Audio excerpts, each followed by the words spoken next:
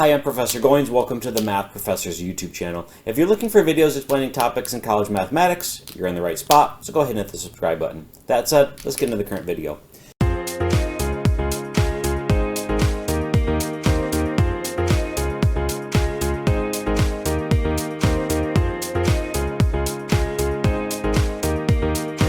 I'm going to talk about computing integrals of odd powers of the sine or the cosine function. In other words, we could look at examples that have the following form. Sine cubed, cosine to the fifth, etc. In other words, my integrand is either a sine or a cosine function, and they have an exponent consisting of an odd integer. Now, to compute these, we're going to need a trig identity. And the trig identity that we will use is the Pythagorean identity. So, as a reminder, the Pythagorean identity says the sine squared plus the cosine squared is equal to 1. So this is the main identity that we will use. Let's go ahead and work through, well, let's do those two examples right there. Let's do sine cubed and cosine to the fifth. For example, if I wanted to integrate sine cubed, the way I'm going to do that, again, as sort of a hint, is I'm going to use this trig identity. And notice I've got, say, a sine squared, a cosine squared, so I've got sine squared, a sine and cosine to an even power, and here I've got to an odd power. Well, what I'm going to do is I'm going to rewrite sine cubed using properties of exponents as sine of x times sine squared of x. Okay? And if I look at that integrand and I look at the trig identity that sits up above, notice I've got a sine squared here and I've got a sine squared here. What I'm then going to do is take this trig identity, solve it for sine squared, and substitute it in here.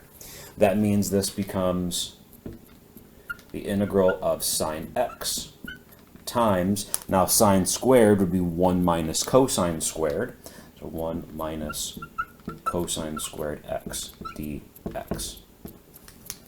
Okay, and this is going to allow me to use a trig, or an integration technique that we've used before called u substitution. Notice if I was to choose u to be the cosine, then its derivative negative sign, in other words, the sine function with a constant, appears as a factor. So that's going to be my substitution. I will choose u. Oh, that one doesn't really have a lot of ink to it, so let me see if this one does. U is going to be cosine of x. Du is then going to be negative sine of x dx. Okay. And again, I've got the derivative of the cosine function up to a constant multiple. So really what I can do to manipulate this integrand so I can use this substitution directly is I can put a negative sign, or a negative in front of the sign. I can cancel that by putting a negative out front. So that negative and that negative, of course, are going to cancel. And then the rest of the integrand carries along. Okay. Now what I'll do is let's replace the trig expressions with the u's and the du's. This gives me the following integral using the variable u. Negative integral, negative sine dx was du, so that term just gets absorbed again into the du. And then 1 minus cosine squared would be 1 minus u squared. So 1 minus u squared du. And using that u substitution, put it into the form of using the power rule for antiderivatives a couple of times here. So power rule on both of these would give me negative antiderivative of 1 would be u, and antiderivative of u squared would be negative u cubed over 3. And then, of course, I've got my plus a constant since this is an indefinite integral. Now the last thing I have to do is take this negative, distribute it through the brackets, and replace u with my original choice, meaning I get the following for my integral. Negative cosine x minus 1/3 cosine cubed plus c. So this right here would be the antiderivative of sine cubed. Okay? And you can see the general idea after I do an example is that if I have an odd power, I'm going to take one of those factors and pull it off. Then here's the result. I'm going to have a sine or a cosine to the first power. That's going to be part of my du when I do a u substitution down here. The sine squared, or maybe it's sine to the fourth, sine to the sixth, whatever the case may be, I'm going to replace the sine squared with this trig identity, and then again use a u substitution. So let's see how that works with cosine to the fifth.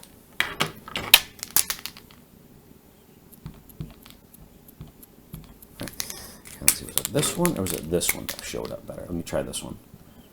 I don't think it makes a big difference. Okay, so integral of cosine to the fifth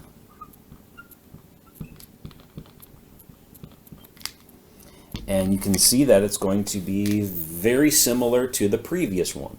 I will start by writing this as cosine and then cosine to the fourth. And I'm going to do one more property of exponents before I substitute in this trig identity. One thing I don't want to do is write this as cosine squared times cosine squared and then plug in 1 minus sine squared, which I guess wouldn't be the end of the world because then we could just write that as 1 power anyway of 1 minus cosine squared. But the idea is I want to write this as cosine x and then cosine squared squared. Now I'll replace cosine squared using the Pythagorean identity as 1 minus sine squared. Okay, so I get the integral of cosine of x times 1 minus sine squared squared. Okay, and let me clean this side up and then we'll continue with that computation.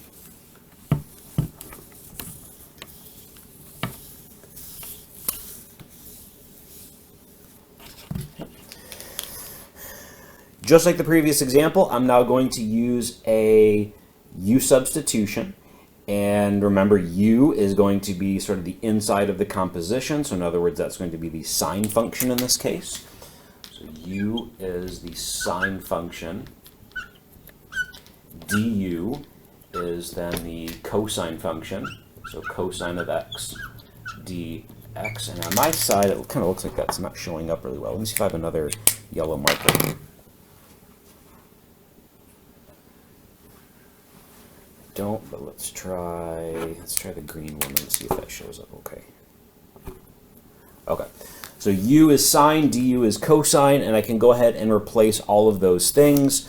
Cosine x dx gets absorbed with my du. 1 minus sine squared squared will then be a 1 minus u squared squared. Okay, so this gives me the following integral. 1 minus u squared squared du. Now if I go back to the original, if this happened to be, say, cosine to the seventh, let's kind of trace along what would happen at this step. If this was a 7, then I would still pull off one factor of cosine. This would then be a 6. Down here, I would make this would still be a cosine squared cubed. So then going up to here, I would have 1 minus u squared cubed. And if this was a 5, 7, 9, 11, the same thing is going to apply. I then just have to expand this over here, getting a polynomial, and then you can integrate polynomials relatively easy. So let's go ahead and do that. So I'm going to expand this term here, and I'm going to get 1 minus 2u squared plus u to the fourth du. Okay, polynomial terms are, with respect to integration and differentiation, the easiest terms to work with. Antiderivative of 1 would be u. Antiderivative of negative 2u squared. Increase the exponent by 1, divide by the increased exponent, so that means 2u cubed over 3 plus u to the fifth over 5 plus c. Now replace u with the choice that we made up above, so in other words, sine of x. This gives me the sine function minus 2/3 sine cubed plus 1/5 sine to the 5th plus c.